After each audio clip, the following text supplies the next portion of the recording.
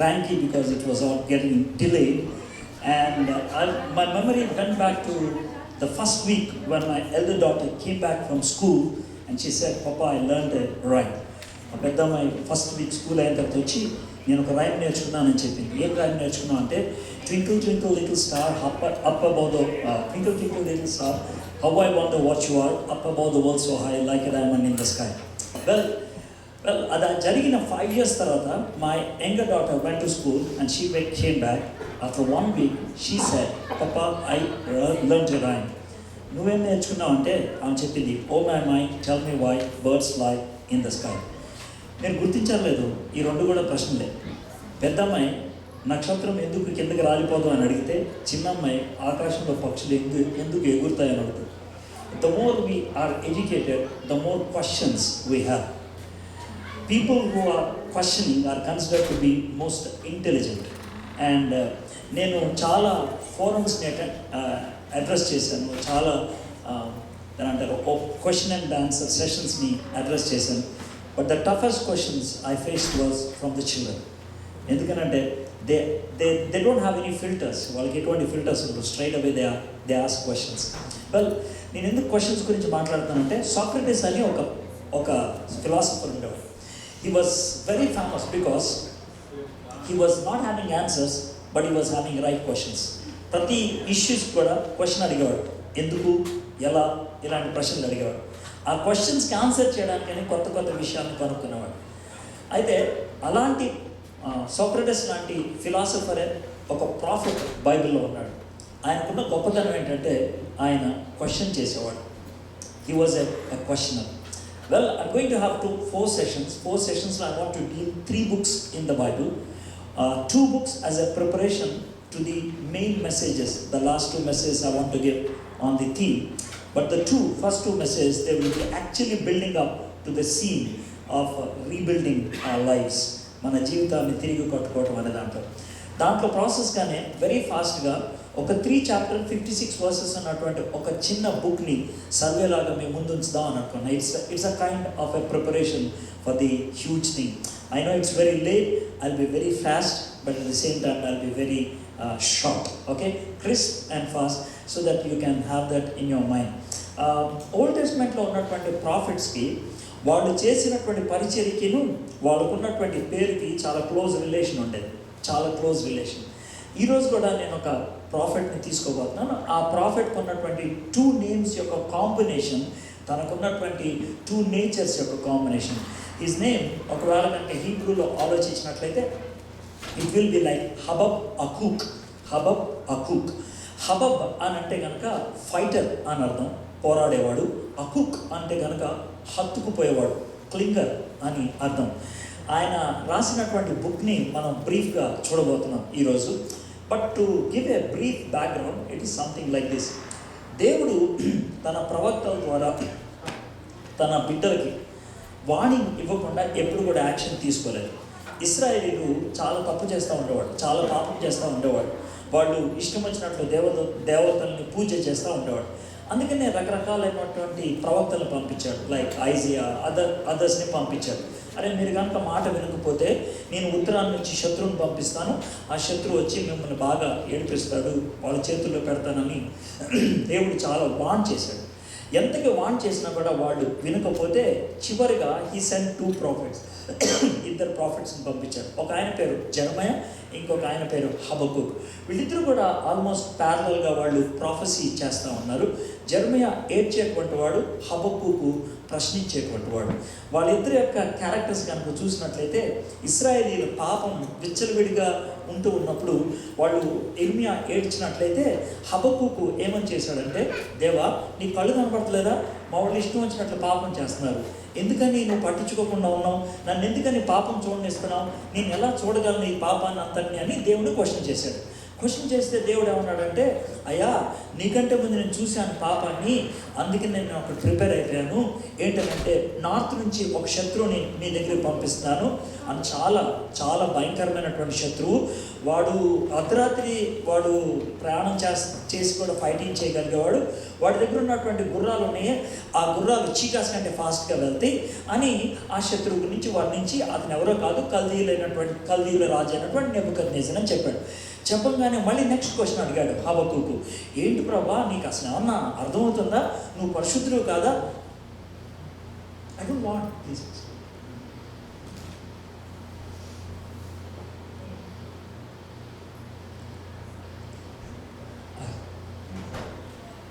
Don't worry, even if I cough, don't worry. Okay? Cool. ఉత్తరం నుంచి నేను పంపిస్తానంటే అప్పుడు ప్రాఫిట్ అంటాడు, ఏం ప్రభా నువ్వు పరిశుద్ధుడు కదా, how can you do this? ఇప్పుడు చిన్న పిక్ పాకెట్ ఉంటాడు కదా, జోక్ దొంగ, వాడిని తిట్టడానికి వాడిని కొట్టడానికి గజదొంగని పంపిస్తావా? అది ఏమన్నా నీకు లాజికల్గా అనిపిస్తుందా? నీకు ఏమనిపిస్తుంది? మేమేమో అవినీతి పనులు మేము ఒప్పుకుంటాం, వాళ్ళకి దుర్మార్గులే, వాడిని మా మీదకి ఎలా పంపిస్తున్నావు? How can you do that God అని దేవుడిని అడిగాడు. అడిగితే దేవుడు ఏమంటాడంటే, హలో నాకంటూ లాజిక్ ఉంది, నేను నీకు ఎక్స్ప్లెయిన్ చేస్తానులే ఆ లాజిక్ ఏంటో అని చెప్పుకుంటూ వచ్చాడు. ఇది చాప్టర్ 1, హబక్కూకు చాప్టర్ 1 అయిపోయింది. చాప్టర్ 2లోకి వచ్చేప్పటికి దేవుడు ఏమంటాడంటే, ఈ మన ఫీల్డ్స్ ఉంటాయి కదా, ఫీల్డ్స్లో స్నేక్స్ అవి వస్తే అన్నీ వాళ్ళు ఏం చేస్తారంటే చిన్న రైజ్డ్ దాని మీద కూర్చుంటారు, దాన్ని బురుజు అంటారు, కావలు అని బురుజు అంటారు, లేకపోతే కావలు అని కోట అంటారు. ఆ పైకి ఎక్కువ కూర్చున్నాడు అనమాట. కూర్చోమని చెప్తాడు. కూర్చొని చూస్తూ ఉండు, నీకు కొన్ని చూపిస్తాను అని అంటాడు. నేను చూపించినప్పుడు ఏం చేస్తావంటే, చూసిన వాటిని ఏం చేయాలంటే యూ హ్యావ్ టు రైట్. ఎంత పెద్దగా రాస్తావనంటే, నువ్వు పెద్ద బోర్డు మీద రాసినప్పుడు ప్రజలు ఎవరన్నా పరిగెడుతున్నారనుకో, వాళ్ళు పరిగెట్టుకుంటూనే వెళ్ళిపోవాలా, కానీ దాన్ని చూడగలిగి ఉండాలి. ఇట్స్ లైక్ హోర్డింగ్ అనమాట. మనం రోడ్ మీద కార్ డ్రైవ్ చేసుకుంటూ వెళ్తాం అనుకోండి, హోర్డింగ్ ఉంది కొంచెం ఆపు చదువుతాను, we just drive but still we read కదా. So that's the concept of hoarding అనమాట. ఆ కాన్సెప్ట్ని ఫస్ట్ టైం ఇంట్రడ్యూస్ చేసింది హబక్కూకు అనమాట. సో దేవుడు ఏం చెప్తాడంటే, నేను కొన్ని విషయాలు చెప్తాను, అవి రాయి అంటాడు. అప్పుడు దేవుడు ఏం చెప్తాడంటే 5 రకాలైన పాపాలు చూపించాలన్నమాట. చూపించి ఈ పాపాలు రాయమంటాడు, పేరు రాసి ఈ పాపాలు చేసిన వాళ్ళు మొత్తానికి నేను నాశనం చేస్తాను అని చెప్తూ 3 రకాలైనటువంటి మంచి గుణాలు ఉండేటువంటి విషయాలు రాశాడు. ఈ 3 అష్యూరెన్సెస్ అంటారనమాట, వాళ్ళకి ఉన్నటువంటి కాన్ఫిడెంట్ విషయాలు. ఈ 3 కనుక ఉంటే కనుక ఫికర్ లేదు, నేను వాళ్ళని మాత్రం కాపాడుతాను అని చెప్పాడు అనమాట. ఇది చాప్టర్ 2. ఇక ఎప్పుడైతే అట్లాగా చెప్పాడో హబక్కూకి కొంచెం కాన్ఫిడెన్స్ పెరిగి ఆయన ఒకసారి బ్యాక్ చూస్తాడు. మేము ఐగుప్తు దేశంలో ఉన్నప్పుడు దేవుడు తెచ్చాడు, ఇక్కడున్న శత్రువులను అందరినీ వెళ్ళగొట్టేశాడు, ఇప్పటిదాకా కాపాడాడు, కాబట్టి నేను ఎందుకు టెన్షన్ పడుతున్నాను? దేవుడు మనకున్నాడు కదా. ఒకవేళ ఉండటానికి షెడ్ లేకపోయినా, తినడానికి ఫుడ్ లేకపోయినా, పడుకోవడానికి బెడ్ లేకపోయినా ఆయన ఉంటే చాలే అని కంక్లూడ్ చేశాడు. అయిపోయింది. 56 వర్సెస్ హబక్కూక్ అయిపోయింది. అయితే ఈ 3 చాప్టర్స్ని మీరు లైఫ్లో ఎప్పుడైనా గుర్తుపెట్టుకోవచ్చు. 3 వర్డ్స్ గుర్తుపెట్టుకుంటే ఏంటి ఆ 3 వర్డ్స్ అంటారేమో. చాప్టర్ 1లో హబక్కూక్ అంతా యాంగర్లో ఉంటాడు అన్నమాట, కోపంలో ఉంటాడు. కోపంలో ఉండి చాలా దేవుడిని క్వశ్చన్ చేస్తూ ఉంటాడు. అందుకనే ఫైటర్ అన్నాను కదా, హబబ్ అనే మాట అక్కడ వస్తుందన్నమాట. ఫస్ట్ చాప్టర్లో he was fighting with God, he was a warrior. ఎందుకనంటే హీ వాజ్ వరీ. కాబట్టి మొదటి అధ్యాయాన్ని తెలుగులో గుర్తుపెట్టుకోవాలనుకుంటే ఆందోళన అని గుర్తుపెట్టుకోండి. ఇంగ్లీష్లో అయితే కనుక వరి అనే మాట గుర్తుపెట్టుకోండి, వరి. ఓకే, సో ఆందోళన లేకపోతే వరి. సెకండ్ చాప్టర్లోకి వచ్చేప్పటికి దేవుడు ఏం చేస్తాడంటే, కావలు అని ఆ యొక్క షెడ్ మీద ఎక్కి కూర్చొని చూడమంటాడు. నేను చూపిస్తాను చూడాలంటే, దేవుడు ఏదో చూపిస్తాడు కదా అని ఆశతో ఎదురు చూశాడు. కాబట్టి సెకండ్ చాప్టర్కి తెలుగులో అయితే ఆశ, ఇంగ్లీష్లో అయితే వెయిటింగ్. ఓకే, మొదటి చాప్టర్ వరి, సెకండ్ చాప్టర్ వెయిటింగ్. మొదటి చాప్టర్ ఆందోళన, సెకండ్ చాప్టర్ ఆశ. థర్డ్ చాప్టర్లోకి వచ్చేటప్పటికి విశ్వాసం వచ్చేసింది, కాన్ఫిడెన్స్ వచ్చేసింది. కాబట్టి దేవుణ్ణి ఆరాధిస్తూ మొదలుపెట్టాడు. నాకు దేవుడు ఉన్నాళ్లే చాలు అని దేవుణ్ణి ఆరాధించడం మొదలుపెట్టాడు. So the whole book started with worry, went through waiting and ended in worship. ఆందోళనతో ఆరంభమైంది, ఆశ గుండా వెళ్ళింది, ఆరాధనతో ముగిసింది. మనందరి లైఫ్లో కూడా వరీస్ అనేవి ఉంటాయి, మనందరి లైఫ్లో కనుక టెన్షన్స్ అనేవి ఉంటాయి. ఇటువంటి టెన్షన్స్ ఉన్నప్పుడు ఆ టెన్షన్స్ మధ్యన వర్షిప్లోకి మన లైఫ్ ఎప్పుడు కన్వర్ట్ అవుతుంది, మన లైఫ్ని ఎప్పుడు ఎంజాయ్ చేయగలుగుతాం, దాట్స్ ద క్వశ్చన్ అనమాట. ఇప్పుడు హైవే మీద ట్రాఫిక్ ఏమీ లేనప్పుడు చాలా స్పీడ్గా 80-85 కూడా వెళ్ళగలుగుతాం. కానీ డౌన్ టౌన్లో 30లో వెళ్ళడం గొప్ప. కాబట్టి ఇష్యూస్ వచ్చినప్పుడు, స్ట్రగుల్స్ వచ్చినప్పుడు, when there are so many problems, when there are so many hurdles, we must be able to experience the presence of God and live a cool life, bindas life.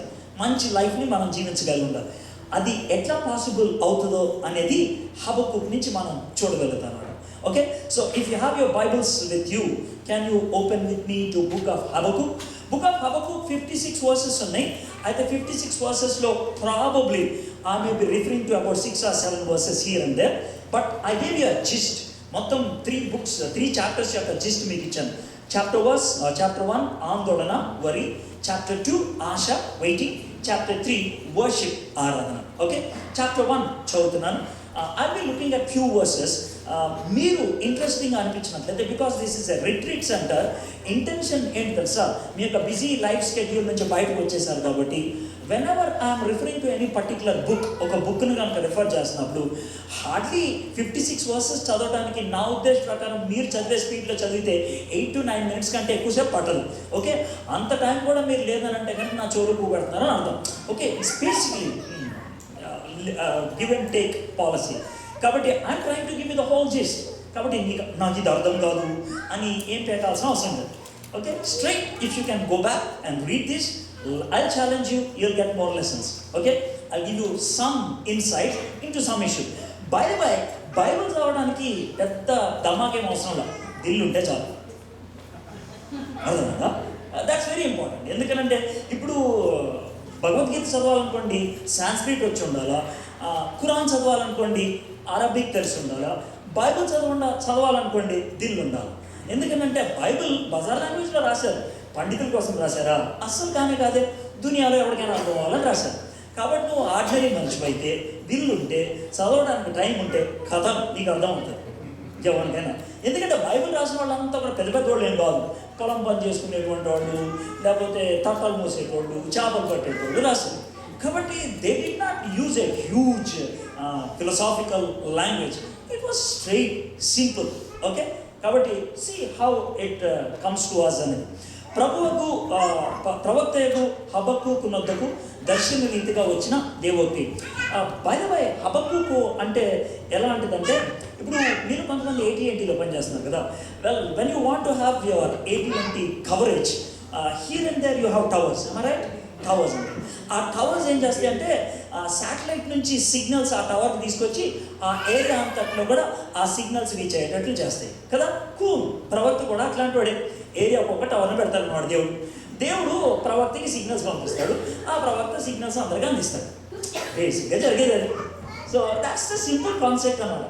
ఇక్కడ దేవుడు ప్రవక్తకు హబక్కుకు నొద్దకు దర్శన రీతిగా వచ్చిన దేవోక్తి. దేవోక్తి అనే వర్డ్ని ఇంగ్లీష్లో మీరు ఒకవేళ ఇంగ్లీష్ బైబిల్ తెచ్చుకున్నట్లయితే ఆరకిల్ అనే మాట ఉపయోగిస్తారు.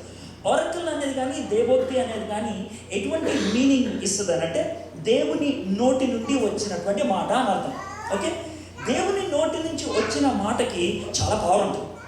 అని అంటారు, దేవుని నోటి నుండి వచ్చినటువంటి మాటకి ఎటువంటి పవర్ ఉంటుంది అనే దాన్ని బైబిల్ ఎట్లా ఎక్స్ప్లెయిన్ చేస్తుందంటే, నేను అప్పుడప్పుడు జలకి ఇవ్వడానికి ఒక క్వశ్చన్ అడుగుతాను. అంటే చాలా టఫ్ క్వశ్చనే ఉండదు, చాలా సింపుల్ ఉంటుంది అన్నమాట. చిన్నపిల్లల్ని అడిగే ప్రశ్న లేదు. కాబట్టి మీ యొక్క గట్ నాలెడ్జ్ ఆన్సర్ చెప్పేస్తే సరిపోద్ది. అట్లాంటిలో వర్షం పడితే ఎక్కడ పడుతుంది? అంత సీరియస్గా ఉండద్దు.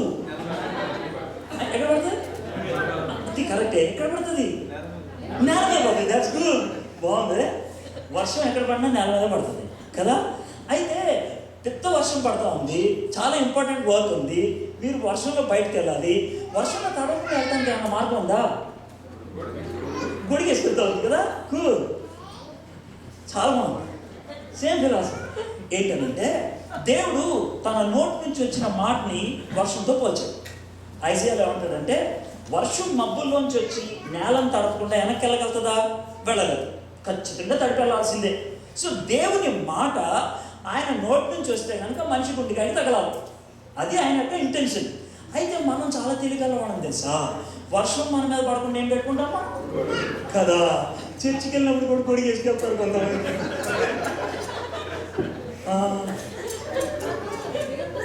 అంటే అర్థమైంది తెలుసా, నువ్వేమన్నా పేర్కోరని నేనా. సో దాన్ని గుడికి అంటారు. So it's a psychological umbrella. You decided not to listen. అర్థమైందా? కొంతమంది రిట్రీట్ కదా వచ్చి ఉండొచ్చు, చాలా ఎంజాయ్ చేద్దాం, పార్కు అది తిరుగుదాం, తర్వాత ఫైర్ వర్క్స్ ఉంటే అవి చూసుకుందాం అని అనుకుని ఉండొచ్చు. అర్థమైందా? See if you have come with that kind of intention, నువ్వు ఏమన్నా చెప్పు నేను వినా అని అంటే అది ఎట్లా ఉంటుందనంటే, ఇక్కడ ఉంటుందో లేదో నాకు తెలియదు కానీ ఇండియాలో అయితే మస్ట్ వస్తుంది. ఏంటంటే ఫోన్ చెవులో పెట్టుకొని రింగ్ చేసిన చెవులో పెట్టుకున్న తర్వాత ఒక మాట వినబడుతుంది. ఏమన్నా తెలుసా, మీరు కాల్ చేస్తున్న వ్యక్తి స్విచ్ ఆఫ్ చేశాడు, లేకపోతే కవరేజ్ ఏరియా లేదని. ఒకవేళ అలాంటి మాటలు కనుక వినబడిన తర్వాత హలో నువ్వు బాగున్నావా అని ఎవడన్నా అంటాడా? అండ కదా. అంటే నేనేమంటా తెలుసా, నీ నినాదేవా అని నువ్వు అనుకున్నావు అనుకో, దేవుడు పిచ్చోడు అనుకున్నావు, నీతో మాట్లాడడానికి పని చేస్తాడు ఆయన. మనలో చాలా మంది దేవుడు మాట్లాడు. ఏ అని అంటే we decided not to listen. So దేవుడికి ఎప్పుడు వర్క్ అవుతుందో తెలుసా, మనం వినటానికి ఇష్టపడితే. కొన్ని ఓపెన్ అయితే కానీ పని చేయవు తెలుసా. అంబ్రెల్లా ఓపెన్ అయితే పని చేస్తుంది కదా, సేమ్ గుండెకాయ ఓపెన్ అయితే పని చేస్తుంది, or else it's closed. So to be very frank, inauguration కదా ఇది. కాబట్టి బాగా ఎంజాయ్ చేశారు, ఇంకా ఎంజాయ్ చేయండి, నేను కాదనట్లా. దేవుని వాక్యం వింటాను కానీ మీరు ఇక్కడికి వచ్చారు, ఇంత దూరం వచ్చారు, ఇంత పైసలు ఖర్చు పెడుతున్నారు, ఇంత టైం ఇన్వెస్ట్ చేస్తున్నారు. If you can listen to the word of God, అది ఎడ్వర్డ్ విలియం మాట్లాడుతున్నాడా లేకపోతే బిన్ లాడన్ మాట్లాడుతున్నాడా మీకు అనవసరం, ఎవరితో అయినా మాట్లాడచ్చు దేవుడు. See God can use any channel provided you are willing to listen. నువ్వు వినడానికి ఇష్టపడితే కనుక God can use anybody. So నేను చాలా సరదాగా ఉంటా, but at the same time ధీరేసే జట్కా జోర్సేలాగా అన్నట్లు ఉంటుంది అన్నమాట. ఓకే, సో అప్పుడప్పుడు షాకులు అవుతా ఉంటాయి, but if you can work out concept ఉందే రీబిల్డ్ అనేది, అది వర్కౌట్ అవుతుంది అన్నమాట. ఓకే, సరే, హబక్కూకు ద్వారా దేవుడు మాట్లాడటానికి ఇష్టపడతా ఉన్నాడు. God wants to speak to us. ఇంతకీ హబక్కూకు ఏం మాట్లాడుతున్నాడు చూద్దాం. సెకండ్ వర్స్, యెహోవా నేను మొర్రపెట్టినను వెన్నాళ్ళు ఆలకింపుకుందు, బలాత్కారం జరుగుచున్నదని నేను నీకు మొర్రపెట్టినను నీవు రక్షింపకి ఉన్నావు. నన్నెందుకు దోషము చూడనిచ్చుచున్నావు, బాధనేవా ఊరకై చూచుచున్నావు. ఎక్కడ చూచినను నాశనమును బలాత్కారమును అగుపడుచున్నవి, జగడమును కలహమును రేగుచున్నవి, అందువలన ధర్మశాస్త్రము నిరర్థకమాయను. నా ఈ మాట చూస్తా అంటే ఈరోజు న్యూస్ పేపర్ లాగా అనిపిస్తుంది. ఎక్కడ చూసినా కూడా అన్యాయం, ఎక్కడ చూసినా కూడా బలాత్కారాలు, ఎక్కడ చూసినా కూడా సంథింగ్ ట్రాజిక్, బ్యాడ్. ఇది నన్ను ఎందుకు చూడనిస్తున్నావు ప్రభా అని ఈ ప్రవక్త అంటూ ఉన్నాడు. ఓకే, నా ఇక్కడ చాలా ఇంపార్టెంట్ లెసన్ ఒకటి నేర్చుకోవాలి. ఏం తెలుసా, డాక్టర్స్ గారు అన్నారు కదా, before you actually prescribe A medicine, the most important thing is diagnosis. Usually medical కాన్సెప్ట్లో డయాగ్నోసిస్కి పట్టే టైము 90 minutes అయితే ప్రిస్క్రిప్షన్కి పట్టే టైము 10 minutes ఉంటుంది. సమ్టైమ్స్ టెస్ట్లకి 2-3 days పడుతుంది. టెస్ట్లన్నీ అయిపోయిన తర్వాత డిసీజ్ ఇది అని డయాగ్నోస్ అయితే ఈ టాబ్లెట్లు వేసుకోవాలని చెప్పడానికి 3 minutes పడుతుంది. Diagnosis takes a longer time than actually the prescription. So actually Habakkuk మనం ఎందుకు చేస్తున్నాం sir, we're trying to diagnose our own lifes. మన జీవితాలను ఒకసారి ఓపెన్ చేసుకొని తొంగి చూడటానికి ప్రయత్నం చేస్తున్నాం. ఈ హబక్కూక్ అనేటువంటి ప్రవక్త అన్నట్టు సార్, ఎటు చూసినా కూడా అన్యాయం కనబడుతుంది అంటున్నాడు. అక్కడ మస్తు మంది జనం ఉన్నారు, వాడికి ఎవ్వరు లేని ఫిగర్ వీడికి ఒక్కడికి ఎందుకు పట్టింది, మిగిలిన వాళ్ళు ఎవ్వరు లేనటువంటి టెన్షన్ వీడికి ఎందుకు పట్టింది. So that's the question we have. So he was able to see things in a different way. నాకు ఒక ఎగ్జాంపుల్ గుర్తొస్తూ ఉంది, కొంచెం హార్డ్గా అనిపిస్తుంది ఈ సీన్లో, but because it's a cozy atmosphere, try to take it light. Okay, light తీసుకోండి. ఏంటంటే ఇక్కడ యూఎస్లో నేను చూడలేదు కానీ ఇండియాలో చూస్తూ ఉంటాను. ఎక్కడ పడితే అక్కడ సిటీస్లో సులభ్ కాంప్లెక్స్ అని ఉంటుంది తెలుసా, పబ్లిక్ టాయిలెట్స్. పబ్లిక్ టాయిలెట్ ఉందనుకోండి, ఇక్కడ ఒక 4 టాయిలెట్స్, దాని పక్కన రోడ్డు మీద నడుచుకుంటే వెళ్తున్నారు అనుకోండి మీరు. యూజువల్గా పబ్లిక్ టాయిలెట్ పక్కన ఎవడైనా నడుచుకుంటే వెళ్తే ఏం చేస్తారు చెప్పండి, సూపర్ ఆన్సర్. ఎందుకంటే ముక్కు మూసుకుంటారు. అది సింపుల్ ఆన్సర్ అండి. ఎందుకు ముక్కు మూసుకుంటారు? ప్యాషనల్ వస్తుంది కదా, అవునా కదా. మీరు మంచి స్మెల్కి అలవాటు పడిపోయారు కాబట్టి ఆ బ్యాడ్ స్మెల్ రాగానే మీ నోస్ ఏమంటుంది అంటే ఇది మంచిది కాదు అని అంటే మీ హ్యాండ్ వెళ్ళి నోస్ని మూసిపడేస్తారు. అది అలాగే జరిగిపోద్ది, దానికి ఇన్స్ట్రక్షన్ పెద్ద ఏమి ఇవ్వకలేదు, క్యాజువల్గా జరిగేది. అయితే మీకు వచ్చిన మాట చెప్తాను, సులభ్ కాంప్లెక్స్లో పని చేయడానికి వాడు కూర్చుంటాడు, వాడు ముక్కు మూసుకుంటాడా? మూసుకుంటాడు. ఏ కదా, మళ్ళా మంది చాలా మంది ఆటైంది. అంటే చుట్టూ ఎంత అన్యాయం జరిగినా ముక్కు మూసుకోమా ఏంటి అలవాటైపోయింది. అంటే no reaction at all, not even single, ఇంత ఒక్క బిట్ ఆఫ్ సెన్స్ కూడా ఉండదు అన్నమాట. దాన్ని ఇంగ్లీష్లో అయితే థిక్ స్కిన్ అంటారు, తెలుగులో అయితే కొవ్వు పట్టింది అంటారు. అంటే not able to feel anything else at all. ఆ చుట్టూ అమ్మాయిని రేపు చేశాడంటే ఆ పనిలేదు, మన అమ్మాయి కదా పని. So you don't feel anything else. అయితే హబక్కూకు అలాంటి వాడు కాదు. He felt. Let me tell you one thing, నీకు డిసీజ్ ఉన్నది అని ఎప్పుడు తెలుస్తుందో తెలుసా? పెయిన్ ఫీల్ అయితే. నీకు అసలు పెయిన్ లేదు అనుకో, మీటింగ్ ఎందుకు వచ్చినట్టు? See, if you want to rebuild your life, you should realize first of all that you have a problem. Realizing the problem is the beginning, is the first step for the rebuilding. If you are not able to sense the pain, probably you are it has to be dealt that level. Painlessness అనేది is the greatest disease. Leprosy అంటారు తెలుసు కదా, leprosy వచ్చిన వాడికి pain తెలియదు. స్కిన్కి pain తెలియకపోతే leprosy అంటారు, హార్ట్కి పెయిన్ తెలియకపోతే ఏమంటారో తెలియదు నాకు. హ్యూమన్ బీయింగే కాదంటారు, అరే ఇది మనిషా కాదా అంటారు, మృగమా ఇడు అని అంటారు. ఈ డైలాగ్ ఎప్పుడైనా విన్నారా?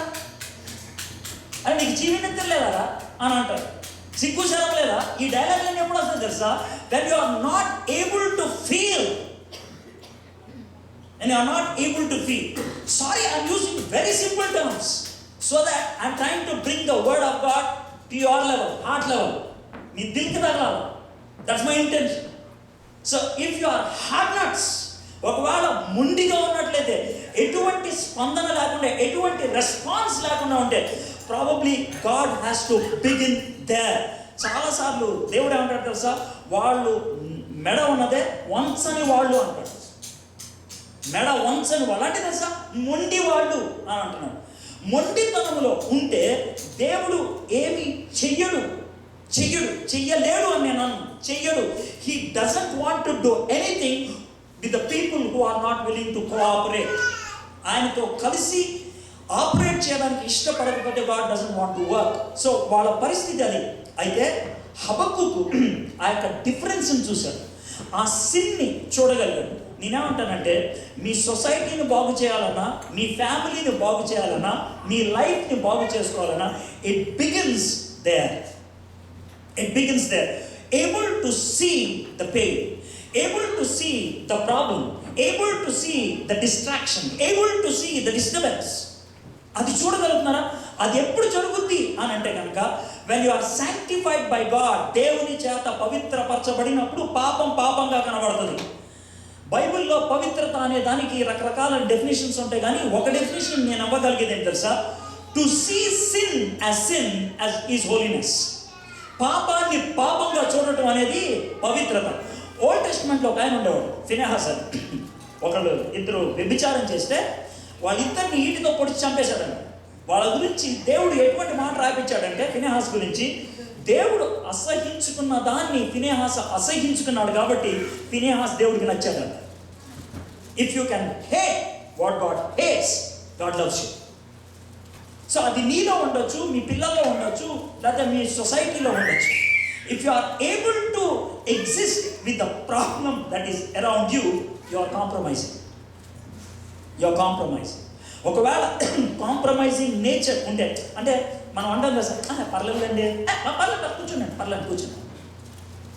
If that is your attitude with sin, I'm sorry, you cannot rebuild your life. It has to start there. Uncompromising స్టేటస్లోకి మనం రాగలిగి ఉండాలి.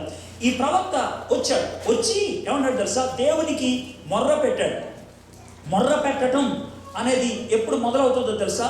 ప్రాబ్లమ్ని ఐడెంటిఫై చేసినప్పుడు. I give you one example. ప్రాబ్లమ్ని ఐడెంటిఫై చేసిన తర్వాత మొర్ర పెట్టడం అనేది ఎలా ఉంటుందని. మా ఇంటి పక్కన ఒక కపుల్ ఉన్నారు. ఆ కపుల్కి ఒక బాబు ఉన్నాడు. ఆ బాబు ఊరిని ఏడుస్తూ ఉంటాడు. చిన్నప్పుడు ఏడుస్తూ ఉంటే రకరకాల సింపుల్ రీజన్స్ చెప్తూ ఉంటాం కదా, ఆ రీజన్స్ అనుకొని చేస్తాను. మాకు సిఎంసి వెల్లూరు లింక్లో ఉన్నటువంటి బ్యాప్టిస్ట్ హాస్పిటల్లో ఉంది, బెంగళూరు. దాన్ని తీసుకెళ్తే they said we have to do certain test అని అన్నారు. ఆ టెస్ట్లో డాక్టర్స్ ఐడెంటిఫై చేసిందంటే ఆ బేబీ, ఆ బాబు 9 months ఎంత ఉంటాడు, వాడికి హార్ట్లో చిన్న హోల్ ఉందనేసి. The moment they realize that there is a hole in the heart of the baby, ఆ రోజు నుంచి వాళ్ళ ముఖాలు చూడాలి ఎట్లా ఉండేది, ఆ రోజు నుంచి వాళ్ళ ప్రార్థన జీవితం చూడాలి ఎట్లా ఉండాలి. ఎప్పుడైతే ప్రాబ్లమ్ని ఐడెంటిఫై చేశారో మొర్ర పెట్టడం మొదలు పెట్టారు. మీలో చాలా మందిని ప్రార్థన చేయండి అని ఎందుకు చెప్పాల్సి వస్తుందో తెలుసా? మీకు ప్రాబ్లం ఐడెంటిఫై అవ్వలేదు కాబట్టి. Am I clear, my friends? ఇంకంతకంటే సింపుల్ లాంగ్వేజ్ చెప్పమంటారా? If you are able to identify your problem, అరే ప్రార్థన చేయరని ఎవడని చెప్తాడు మీకు? నొప్పి ఫీల్ అయితే కనుక ఏడుస్తాను, మరి ఏడవరా అని చెప్తాడు. ఎవడు చెప్పడు. ఏడుపు అనేది న్యాచురల్ రియాక్షన్, మొర్ర పెట్టడం అనేది న్యాచురల్ రియాక్షన్. అది ఎవడో చోచో అంటే వచ్చేది కాదు. This man wept because he felt the pain. తన పెయిన్ని అనుభవించాడు. వ్యక్తిగతమైన జీవితంలో అవ్వచ్చు, ఫ్యామిలీలో అవ్వచ్చు, సొసైటీలో అవ్వచ్చు. పెయిన్ని కనుక ఫీల్ కాకపోతే కనుక they can be of no use. ఎటువంటి ఉపయోగమైనటువంటి వ్యక్తులుగా వాళ్ళు ఉండలేదు. ఇండియా ఒకప్పుడు చాలా దరిద్రమైనటువంటి పరిస్థితుల్లో ఉండేది. ఇండియా ఒక విధంగా మార్పు చెందడానికి కొంతమంది వ్యక్తులు కారణం. I can give you one persons example. అతను చెప్పులు కుట్టుకునేవాడు, బేసిక్గా చెప్పులు కుట్టుకునేవాడు, వెరీ పోర్ ఫెలో. అందుకనే ఇండియాకి గాస్పుల్ తీసుకొద్దామని ఆయన వచ్చినప్పుడు ఆయన ఏమనుకున్నాడంటే, ఇండియాకి వెళ్ళాలంటే నేను లాంగ్వేజెస్ నేర్చుకోవాలని హీబ్రూ, గ్రీక్, లాటిన్ నేర్చుకుందాం అనుకున్నాడు. బుక్స్ కొనుక్కోవడానికి పైసలు లేవు. అందుకని ఏం చేశాడంటే బూడిద తెచ్చుకున్నాడు. బూడిద, యాష్ తెలుసు కదా, తెచ్చుకొని యాష్ని నేల మీద పరిచి దాని మీద వాటర్ చిమ్మితే కనుక కొద్దిసేపుకి యాష్ గట్టి పడిపోయింది. ఆ విధంగా గట్టిపడిన యాష్ మీద ఇండియా బొమ్మ గీసి ఆ బొమ్మ మధ్యలో ఆయన మోకరించి, ప్రభా అంధకారంలో ఉన్న ఈ దేశంలోకి వెలుగు తీసుకురావడం నన్ను వాడు ప్రభా అని ప్రార్థన చేశాడు. And God answered his prayer. భారతదేశానికి వచ్చాడు, 36 years ఉన్నాడు, 44 లాంగ్వేజెస్ నేర్చుకున్నాడు. మన చక్కగా ఒక్క లాంగ్వేజ్ రాదు. సీరియస్. ఒక్క పూర్తి సెంటెన్స్ తెలుగులో మాట్లాడగలరా? చక్కగా ఒక్క లాంగ్వేజ్ రాదు. హీ స్పీక్స్ 44 లాంగ్వేజెస్, 44 భాషలు నేర్చుకున్నాడు. 40 లాంగ్వేజ్లో బైబిల్ ట్రాన్స్లేట్ చేయడం మొదలుపెట్టాడు. 28 లాంగ్వేజ్లో న్యూ టెస్ట్మెంట్ పూర్తి చేశాడు. హోలీ బైబిల్ని 17 లాంగ్వేజ్లో పూర్తి చేశాడు. One man, William Carey, one man. అక్కడితో నేను ఆపేయట్లేదు. ఆయన ఇండియాకి ఏమేమి తెచ్చాడో చెప్తే కనుక అసలు ఖతర్నాక్ అనిపిస్తుంది. ఇండియాలో ఎవరైనా పెన్ వాడుతున్నాడంటే విలియం కేరీని యాద్ చేసుకోవాలి. ఫస్ట్ టైం ఇంక్ ఇండియాలో ప్రొడ్యూస్ చేసింది ఆయన. ఇండియాలో ఆడపిల్లలు కాలేజ్కి వెళ్తున్నారంటే థ్యాంక్స్ చెప్పాల్సింది విలియం కేరీకి.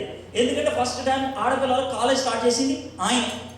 ఇండియాలో ఎవరైనా ట్రైన్ ఎక్కితే థ్యాంక్స్ చెప్పాల్సింది విలియం కేరీకి. ఇండిజినస్గా ఇంజిన్ స్టార్ట్ చేసింది ఇండియాలో విలియం కేరీ. బ్యాంక్లో పైసలు ఉంటే కనుక థ్యాంక్స్ చెప్పాల్సింది విలియం కేరీకి. మొట్టమొదటిసారిగా ఇండియాలో బ్యాంక్ పెట్టింది ఆయనే. మీ తాతయ్య చచ్చిపోయిన తర్వాత కూడా అవ్వ బతుకుందంటే థ్యాంక్స్ చెప్పాలి విలియం కేరీ. ఏ అని అంటే సత్య అనే దాన్ని బ్యాన్ చేసింది ఆయన. See, I'm giving you only a few. You must have watched. I'm only giving a few.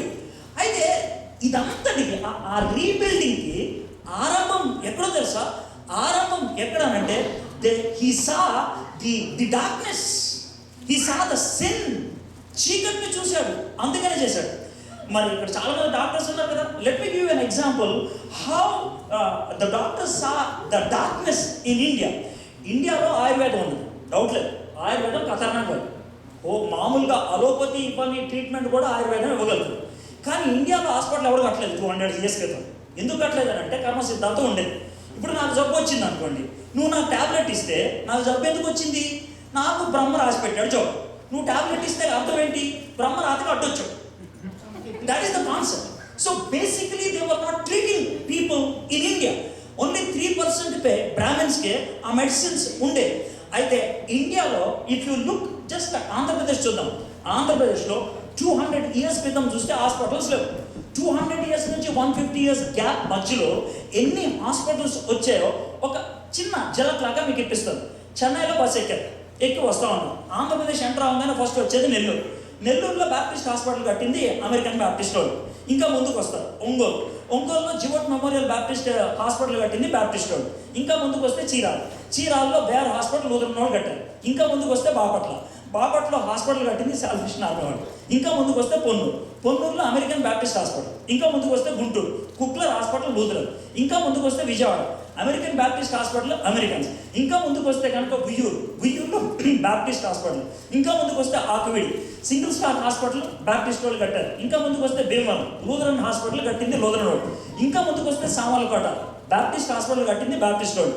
పక్కకి రాజమండ్రికి వస్తే కనుక శానిటోరియం టీబీ కట్టింది లూథరన్ రోడ్.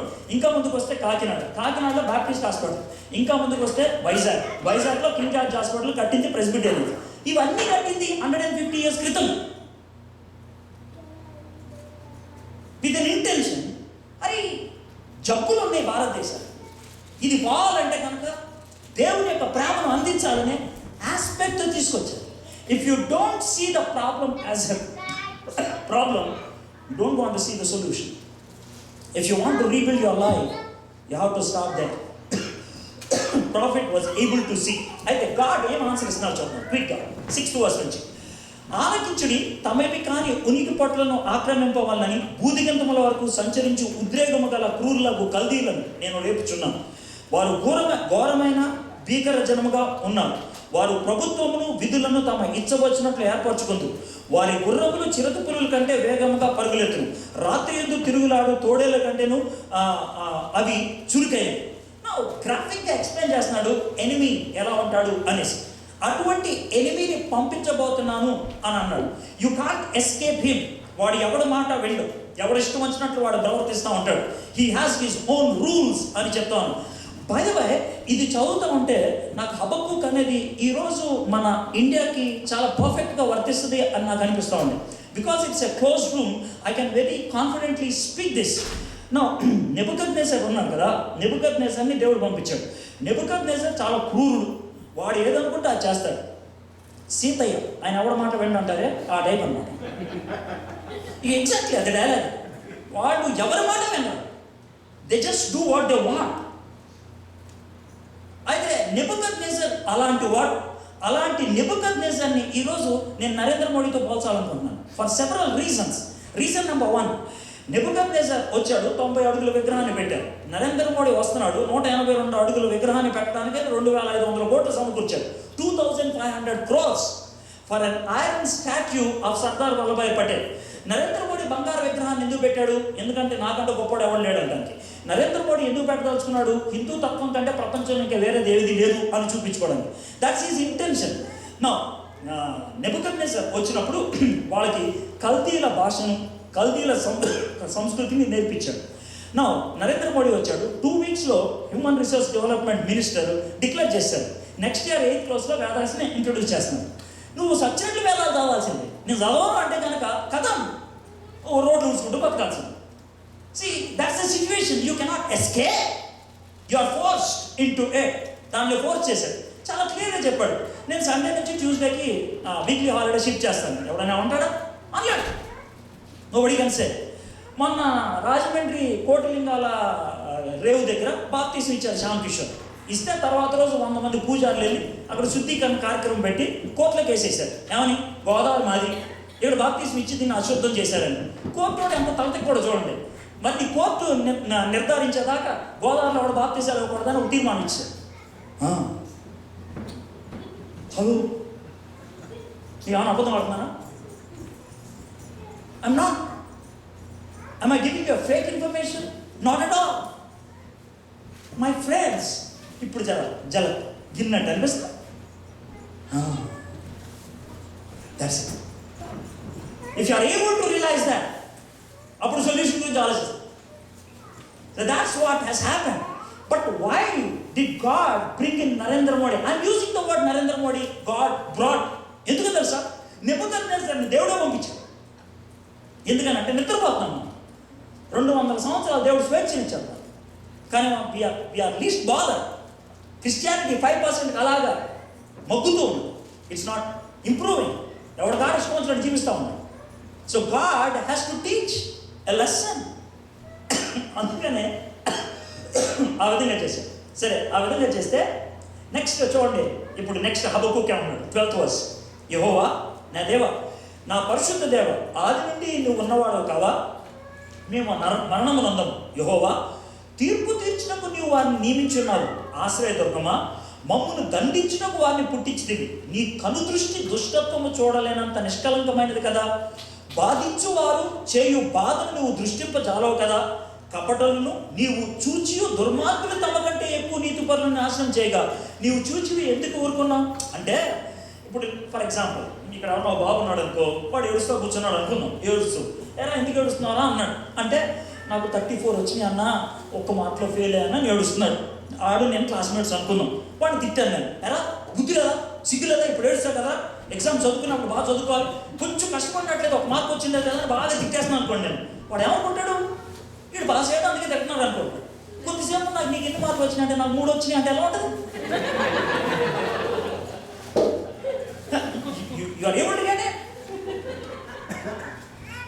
సో ఇక్కడ ఈయన లాజిక్ కూడా అది, అబ్బా నేను తప్పు చేసావు, నేనే ఒప్పుకున్నాను కదా, మాకంటే గలీజ్గా నా మీద పంపిస్తావు. So what is this philosophy, I can't understand అని అంటే, దేవుడు ఉపయోగించే లాజిక్ ఎలా ఉంటుంది తెలుసా? ఇక్కడ ఇద్దరు కూర్చోబెడతారు సార్, ఒకడేమో సాఫ్ట్వేర్ ఇంజనీర్ అట్లాంటారు, ఇంకోడేమో అమలాపురంలో పొలం పని చేసుకున్నాడు. ఇద్దరిని పక్క పక్కన పెట్టాం. ఇద్దరిని ఒకటే క్వశ్చన్ అడిగినాం. ఫస్ట్ అమలాపురం పొలంలో పనిచేసేవాడిని, అరే 5 2 కలిపితే ఎంతరా అన్న అంటే 5 2 కలిపితే 52 అన్నాడు. కూల్, ఐ లైక్ దట్, ఆ లవ్ బాగుంది. ఎందుకంటే ఆ పొలంలో పనిచేసేవాడు 5 2 కలిపితే 52 అంటే నవ్వుతాం. అట్లాంటి సాఫ్ట్వేర్ ఇంజనీర్ 5 2 కలిపితే 25 అంటాడు. అప్పుడు వాడి మీద మనకు వచ్చేది లోపం కాదు, చిరాకు. వాడు ఇగ్నోరెంట్, వాడి మీద ఉండేది జాలి. వీడు నాలెడ్జ్ పర్సన్, వీడి మీద ఉండేది కోపం. దీన్నే జీసస్ క్రైస్ట్ ఎలా అన్నాడు తెలుసా? నువ్వు చల్లగా ఉన్నావు అనుకో, సరే చల్లవాడి మీద జాలి ఉపయోగిస్తావు. నువ్వు వేడిగా ఉన్నావు అనుకో, సూపర్ ఉన్నావు అని ఎంజాయ్ చేస్తావు. అటు ఇటు కాకుండా ఉన్నావు అనుకో అని అన్నాడు. అంటే ఏంటి? నువ్వు స్థాయి. సో ఇది ఎవరికి వర్తిస్తుంది తెలుసా? చర్చికి వెళ్ళే మనకి.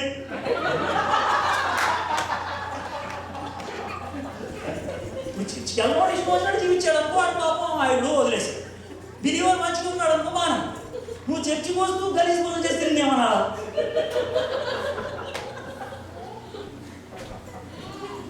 తెలియకపోతే అది తెలియదు రాకపోవచ్చు, తెలిసి కూడా చేసుకుంటూ పోతే నేను చేయాలన్నాను. So that is the reason వాళ్ళని తీసుకొచ్చి తన్నిస్తే కానీ నీకు అర్థం కాదని అంటాడు. నీకు అర్థమైనా? సో మీలో చాలా మంది అన్నా నా పక్కనోళ్ళు అంబిలివర్స్ అన్నాడు బైబిల్ పోతాను మళ్ళీ అన్న పైకి వస్తుందా ఫీలింగ్ అంటే వాడు ప్రాజెక్ట్ స్టార్ట్ అయితే అయిపోతుంది, మన నవ్వుదేంటన్నా ఇప్పుడు అన్నాడే నాదన్నా అన్నాడు కదా. వాడు ఇక్కడికి H1 వీసా మీద వచ్చాడు. వాడికి ఏజ్ అంటే ఇప్పుడు 46. ఇలాంటి వాడు కదా, ఇలాంటి రాయలసీమ నుంచి వచ్చినాడు, H1 వీసా మీద వచ్చాడు. అరే దునియా నెత్తి మీద ఉంది, దునియా నెత్తి మీద ఉన్నాడు. ఎందుకని దేవుడు అలా పైకి తీసుకెళ్ళాడు? నీకు బుద్ధి చెప్పడానికి. అరే లేదు అసలు యాక్చువల్ నీ కోసం, నువ్వు వేస్ట్ గంలాగా ఉన్నావు. ఏం చేయాలి? వాడిని ఎక్కించిన.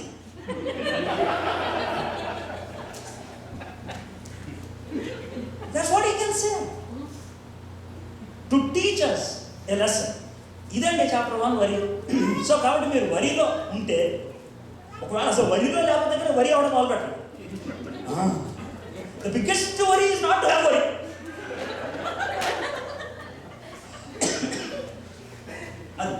So chapter 1 worry. Now we'll come to chapter 2. అటువంటి సిచ్యుయేషన్లో what God is trying to say. Chapter 2, ఆయన నాకు ఏమి సెలవిచ్చినో, నా వాదం విషయమై నేనేమి చెప్పుదునో చూచుటగా నేను నా కావలి స్థలం మీద గోపురం మీదను కనిపెట్టుకుని ఉందనను కనుక యెహోవా నాకు ఇలాగ సెలవిచ్చింది. చదువువాడు పరిగెత్తుచు చదువు వీలున్నట్లు నీవు ఆ దర్శన విషయం పలక మీద స్పష్టంగా రాయి. పరిగెత్తుకుంటే వెళ్ళేవాడు కూడా అన్న చదవాలా, అట్లా రాయరా అన్నాడు. అంటే సరే ప్రభా కూర్చుంటే చూపించాడు. 5 రకాలైన పాపాలు చూపించాడు. 6th verse నుంచి మనం చాప్టర్ ఎండింగ్ దాకా చూస్తే, I'm not going in to details but giving you the 5 sins. 5 రకాలైనటువంటి పాపాలు. మొదటిదేమో దురాశ. ఆశ అనేది దేవుడిచ్చాడు, దురాశ అనేది దేవుడిని పక్కన పెట్టి ఆశ ఒకటే ఉంచుకుంటే వచ్చేది దురాశ. You got my point? If God is in you and you have a desire, it's godly desire. If you remove God and try to have desire, that becomes evil desire. దురాశ అవుతుంది. ఆశ పోయింది, దురాశ వచ్చింది.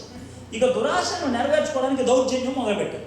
అంటే ఏదో విధంగా కబ్జా చేసుకోవాలి, దౌర్జన్యం, దుర్మార్గం స్టార్ట్ అయింది. దౌర్జన్యం, దుర్మార్గం ఎందుకు స్టార్ట్ అయింది అని అంటే సింపుల్గా చెప్పాలంటే, నేను I not trying to pick at anybody, but giving you an example. బల్ల మీద నుంచి సంపాదించడం అనేది మంచిదైతే బల్ల కింద నుంచి సంపాదించడం అనేది దౌర్జన్యం. కాబట్టి బల్ల కింద నుంచి సంపాదించడం మొదలు పెట్టారు. You try to have illegal means of acquiring money.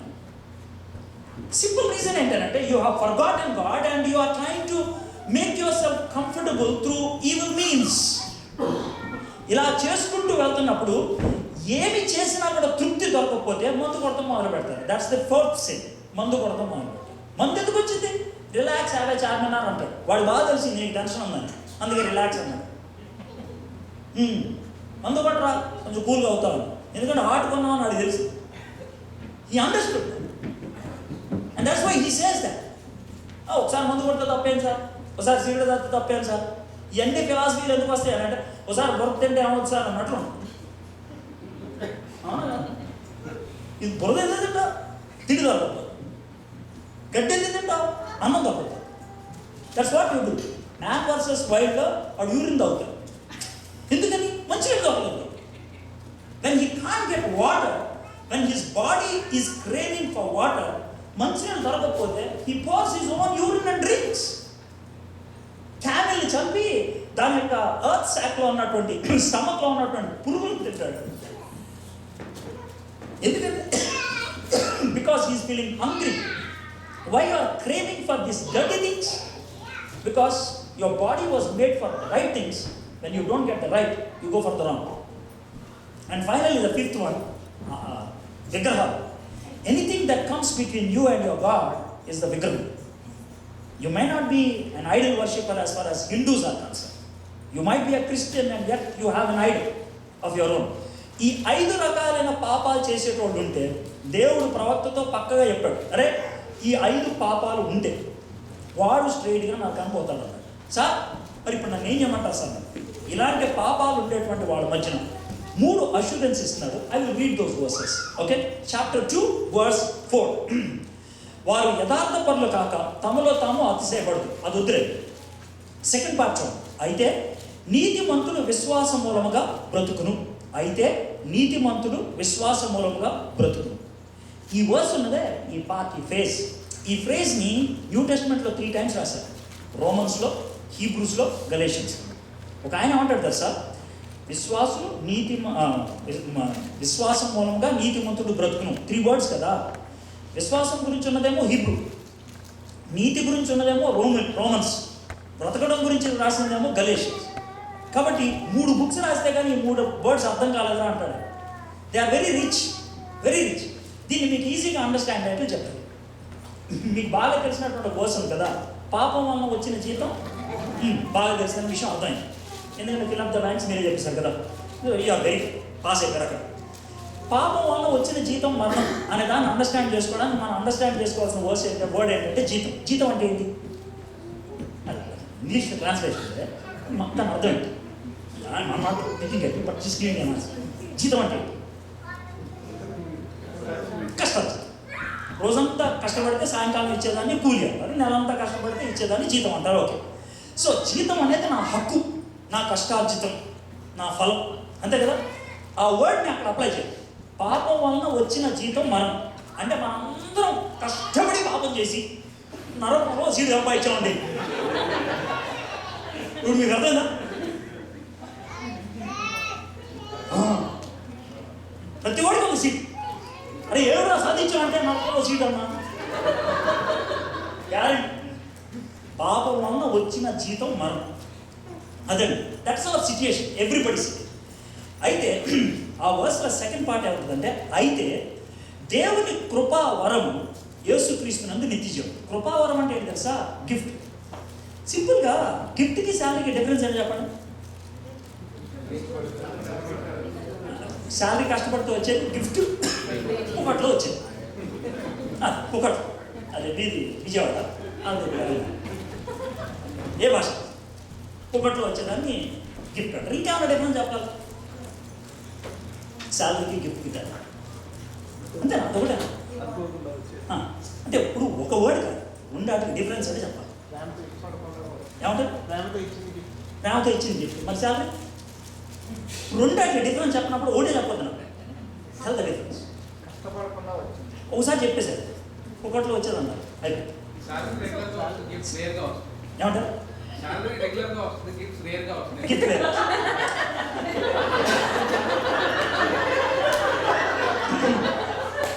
బాగుంది, చాలా బాగుంది. ఇంకా see, I'll give you one more difference because it's too late and I'm not trying to wait.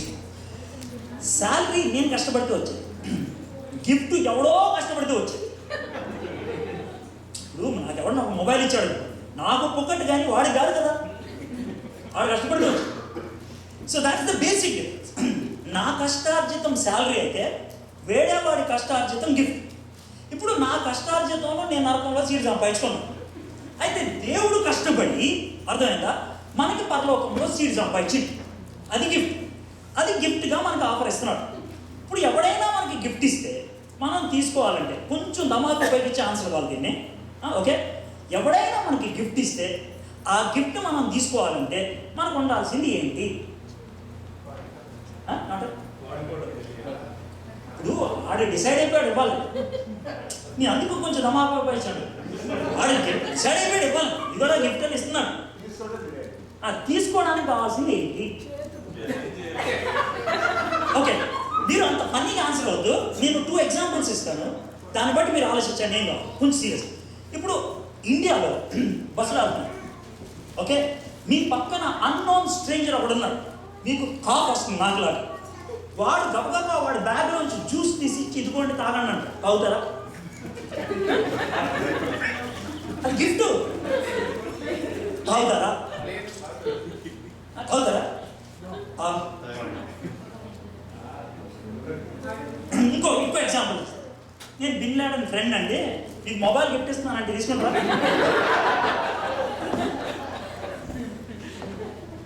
చెప్పండి. ఏ ఇప్పుడు చెప్పండి నాకు, గిఫ్ట్ తీసుకోవడానికి మీకేం కావాలి? ఇచ్చేవాడు దమ్ముగా సార్, ఇచ్చేవాడు నేను నమ్మకం, విశ్వాసం ఉంటే గిఫ్ట్ మనది అవుద్ది. ఇప్పుడు అవ్వదు అదే కదండి, విశ్వాసం మూలముగా నీతిమంతుడు జీవించు. దేవుడు మనకి గిఫ్ట్ ఇస్తున్నాడు. If you have faith in God and receive the gift, you have life. Simple రా బాయ్. ఇక మనకు లేదాయా, ఇప్పుడు ఆయన మంచి మాట అనేసాడు అనుకోకుండా, దమ్ము ఉండాలి మనలో. అది లేదు, దేవుడు ఇచ్చే గిఫ్ట్ తీసుకోవడం. So if you haven't receive the gift, నువ్వు ఏమన్నా చేయబడి, నేను చర్చికి వస్తున్నా, క్వాయర్లో ఉన్నా, గిటార్ కొడుతున్నా, మ్యూజిక్ వాయిస్తున్నా, నేను అది చేస్తున్నా ఇది చేస్తున్నా, ఏమన్నా అది నీ కష్టార్జితం, దాంతో నీకు వచ్చేది నాకు ఒక సీట్. మేబీ హైయర్ లెవెల్ వస్తుంది, ఫస్ట్ క్లాస్ సెకండ్ క్లాస్ వస్తుంది. నేను క్వాయర్లో ఉన్నాను, నా ఫస్ట్ క్లాస్లో పెడతాను నాకు.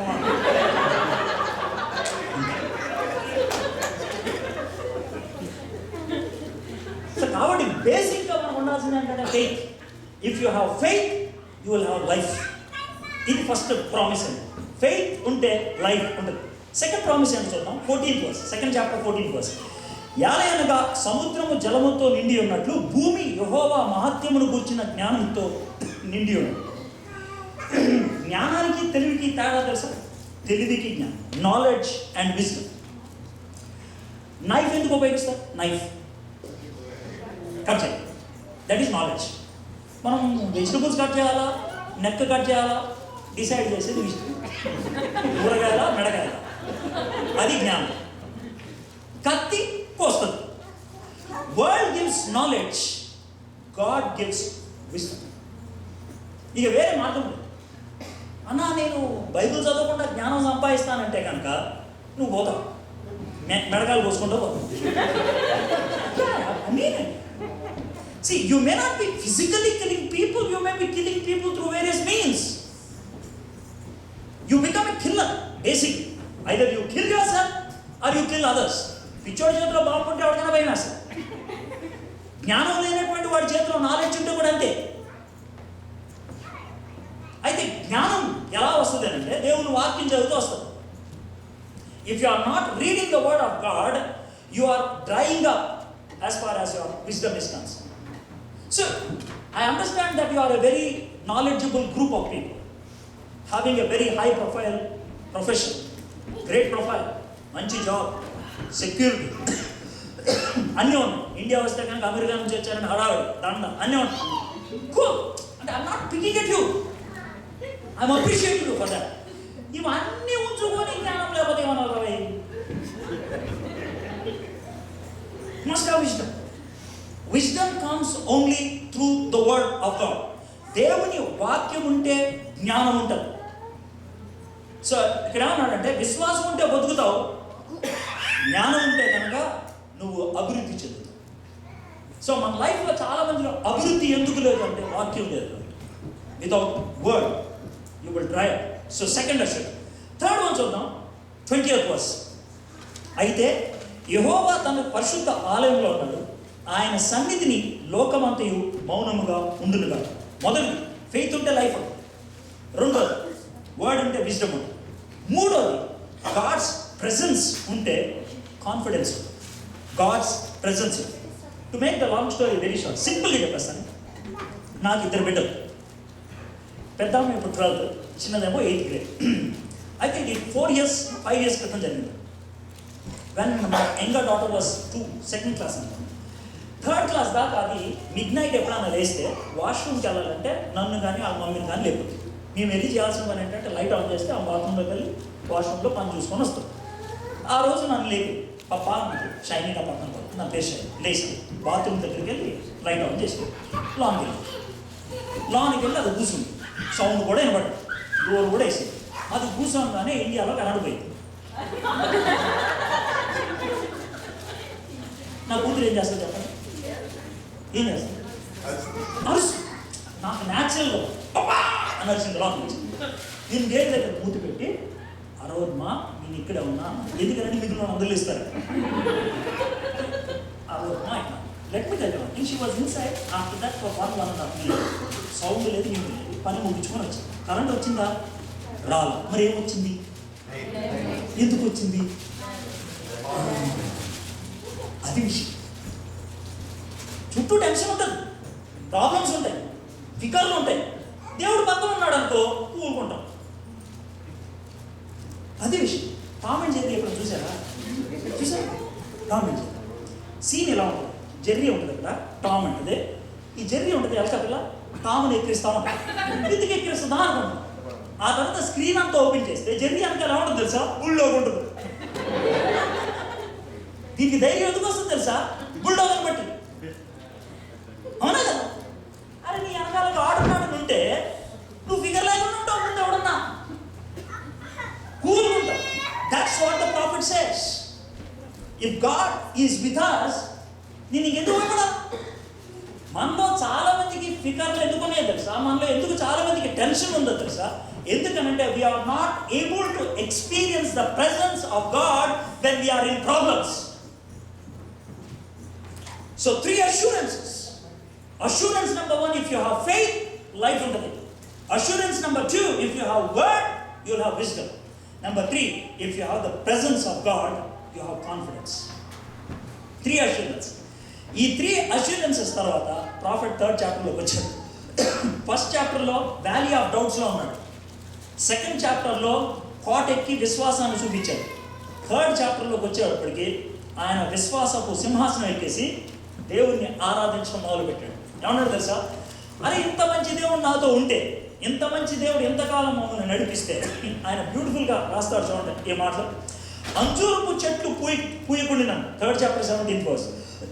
ద్రాక్ష చెట్లు ఫలింపకపోయినాను, ఒలీవ చెట్లు కాపు లేక ఉండినాను, చేనులోని పైరు పంటకు రాకపోయినాను, గొర్రెల దొడ్డిలో లేకపోయినాను, శాలలో పశువులు లేకపోయినాను, నేను యెహోవా యందు ఆనందించను, నా రక్షణకర్త అయిన నా దేవుని యందు నేను సంతోషించను.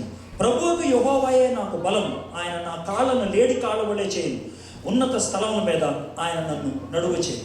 What is trying to say is this. నా గ్రీన్ కార్డ్ లేకపోవచ్చు, నా స్టేటస్ పోయి ఉండొచ్చు, నాకు జాబ్ లేకపోయి ఉండొచ్చు, నాకు ప్రాజెక్ట్ ఇన్ హ్యాండ్ ఏమీ లేకపోయి ఉండొచ్చు, నాకు ఎటువంటి మార్గం కనపడకుండా పోయి ఉండొచ్చు. But if God is with me, I'm cool. I'm cool. If I have to speak your language, God is with me. My friends, worries రెండు రకాలైన ప్రజలకు వస్తాయి. వరీస్ని కొంతమంది చచ్చిపోతారు వరిస్తారు, కానీ కొంతమంది ఆ వరీస్ పైకెక్కి they prove they are victorious. If you are the person who is experiencing the presence of God, you can win all your worries, you can win your problems. My friends, ఇందాక పాడే పాట Sam J వేదాల అని ఆయన రాశాడు. Sam J Vedala is a very good friend of mine. ఆయన నేను surrender, నువ్వు ఉంటే నాకు చాలు ప్రభు. ఎందుకు రాసావంటే he said this was the situation and he wrote that when his son was very sick, చచ్చిపోతాడేమో అనుకున్నాడు బైబిల్లో ఉన్నప్పుడు. he wrote that song, and the same son Bobby is AP's number one drummer boy today. కానీ ఆ టైంలో ఆయన రాశాడు ఇక్కడ, నా కొడుకు చచ్చిపోతాడేమో అనే భయంలో ఉన్నాడు. కానీ ఆ టైంలో నువ్వు ఉంటే నాకు చాలు, నానే వాళ్ళు నాకు ఎవరు లేకపోవచ్చు, నానే వాళ్ళు నాకు ఎవరు సహాయం చేయకపోవచ్చు, నువ్వు ఉంటే నాకు చాలు ప్రభు. If you are there with me. I want to give you one illustration and wind it up my friends. Robert Philip Brown was a missionary. Okay, Robert Philip Brown ఆయన ఆస్ట్రేలియాకి ఇండోనేషియాకి మధ్యన కొన్ని ఐలాండ్స్ ఉంటాయి. ఆ ఐలాండ్స్లో ఒక ఐలాండ్కి ఆయన మిషనరీకి వెళ్దాం అనుకున్నాడు. ఆ ఐలాండ్ యొక్క సిచ్యువేషన్ ఏంటంటే, రాబర్ట్ ఫిలిప్ బ్రౌన్ నెలకు ముందు 22 మిషనరీస్ వెళ్ళారు. ఏ మిషనరీ కూడా 5 hours కంటే ఎక్కువసేపు పడలేదు. 5 hours, 5 గంటలు. వెళ్ళిన 5 గంటల లోపల మనుషులు తినేసేటవాడు. ఎందుకంటే ఆ ఐలాండ్లో ఉన్న వాళ్ళంతా క్యానిబాల్స్, నరమాంస భక్షం.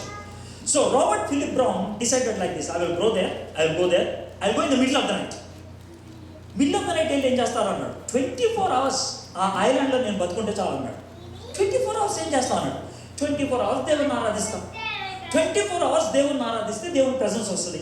దేవుని ప్రెసెన్స్ వస్తే ఆయన చూసుకుంటాడు. ఈ వెళ్తే మిడిల్ ఆఫ్ ద నైట్ వెళ్ళాడు. 36 hours ఆయన జోలికి ఎవడు రాదు. 36 hoursలో it seems he slept for about 12 hours. 24 hours worship చేసింది. ఆయన విధంగా వర్షిప్ చేస్తా ఉంటే ఆయన పట్టుకుని సీన్ ఏంటంటే క్యాంప్ ఫైర్ వేసాడు. ఈయనేమో చెట్టు కేసి కట్టారు. క్యాంప్ ఫైర్ ఎందుకు? వీళ్ళు దాంట్లో కాల్చుకు తిన్నారు. వీళ్ళేమో చెట్టు కాడి కట్టారు. ఇటొక ట్రైబల్ పీపుల్ని పెట్టారు. వీళ్ళంతా పాటలు పాడుతున్నారు. ఎందుకని వీడు దొరికాడు. రాబర్ట్ ఫిలిప్ బ్రౌన్ చూస్తూ ఉన్నాడు. చూసి 2 విషయాలు గుర్తొచ్చింది. దేవా 24 hours నన్ను బతికించాను అడిగా, 36 hours బతికించాను. సో ఆయన must be thankful to you. వీళ్ళంతా పాట పాడుతున్నారు. ఎందుకని? నేను వాళ్ళకి బిర్యానీ, నేను కూడా పాట పాడాలి. ఎందుకని? నా పని నువ్వు పూర్తి చేసేవాడు అని పాట పాడటం మొదలుపెట్టాడు. All to Jesus I surrender పాట పాడుతున్నాడు. ఇటొకటి ఉన్నాడు కదా, వీళ్ళకి ఏం అర్థం కాదు. మా వాడు పాట పాడుతున్నారు, వీడు బిర్యానీ, వీడు పాట పాడుతున్నాడు. ఎందుకని?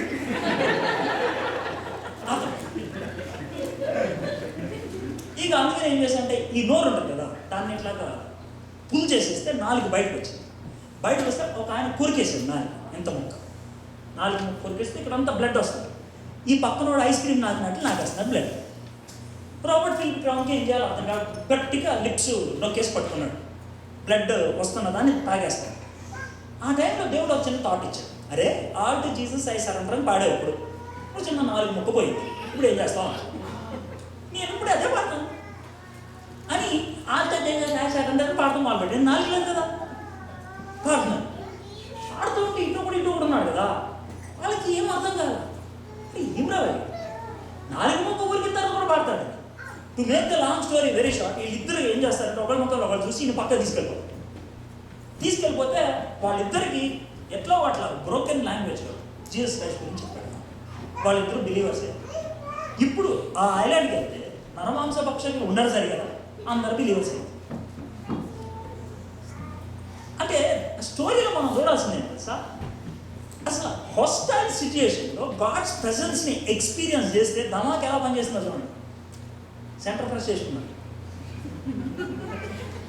ధమాక్ వత్తి జలం. My friends, that's it. When God is there with us, ఆ ప్రెజెన్స్ని మనం ఎక్స్పీరియన్స్ చేసినప్పుడు మన చుట్టూ సిచ్యుయేషన్ అసలు ఎంత ఘోరంగా ఉన్నప్పుడు కూడా బిందాస్ కూల్ ఉండదు, లైఫ్ని ఎంజాయ్ చేయగలదు. That's what Habakkuk experience. వరితో స్టార్ట్ అయ్యాడు, దేవుని యొక్క వాక్యం మీద వెయిట్ అయ్యాడు, అందుకని వర్షిప్తో ఎండ్ చేయగలిగాడు. మై ఫ్రెండ్స్, ఈ ఇనాగరల్ దాంట్లో this is my prayer. Probably, I don't know with what intention you came to this retreat, but when you go out of this retreat, you must be worshiping God truly from within. If that has to happen, The only lesson you need to do is this: have an open heart. వినగలిగేటువంటి మనసును పెట్టుకోండి, దేవుడు పని చేస్తాడు. He will work. Shall we look to the Lord in prayer? ప్రార్థన చేసుకుందాం. మా దేవా, మా ప్రభా, హబక్కుక్ ప్రాఫెట్ నుంచి ప్రభా మీరు మాకు నేర్పించినటువంటి lesson, it's amazing O Lord. Unless we are willing to listen, you can't speak to us. In fact, you don't want to speak to us. ప్రభా, ఈ రిట్రీట్కి వచ్చి మీ మాటలు వినగలిగేటువంటి మనసును మాకు ఇమ్మని అడుగుచున్నాం ప్రభా. డిస్ట్రాక్షన్స్ అన్నిటిని తొలగించమని అడుగుచున్నాం. When you are communicating to us, help us to be receptive.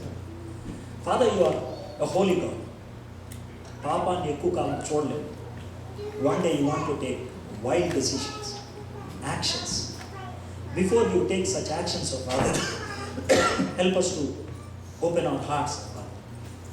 చాలా క్లియర్గా మాకు 3 అష్యూరెన్సెస్ ఇచ్చారు.